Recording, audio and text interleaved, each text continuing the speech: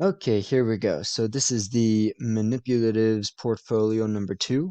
And in this portfolio segment, we had to solve certain problems using specific methods or specific manipulatives. And so the first problem that we had was 36 plus 29. I'll just open that. So here we have 36 plus 29. And so here's the value of 36, and here's the value of 29.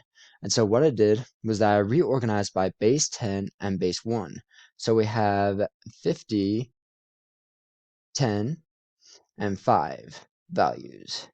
And when you combine all of them or regroup them by base 10 and base 1, you come up with the sum of 60 and 5 ones, or 60 10 values, and then 5 1 values. And that altogether is 65.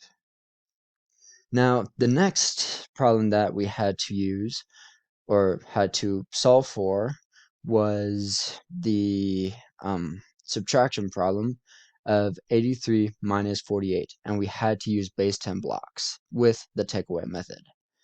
And so, here we are. I'll open this. Here we have the problem 83 minus 48 with using the takeaway method. And so here we have the value of 83 minus 48. And so what I ended up doing was that I took away 48 values. And so 4 10 values and then 8 1 values.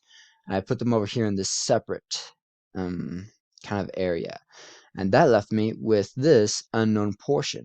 And so after calculating the 10 values along with the 1 values, the answer that I got was 35. And that is using the takeaway method. You take away from the original or from the largest value in the equation. And finally, we had to solve for 13 minus 6 using the compare method. And this, we could use any manipulatives that we chose.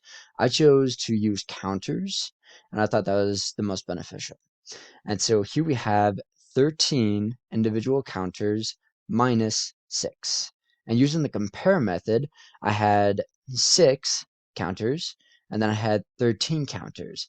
And so we had to compare by removing certain counters from one another, seeing the remaining sum or the remaining value.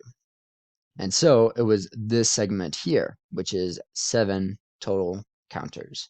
And so I just put that down here as the final answer of 7 individual counters is the correct answer of using the compare method of 13 minus 6.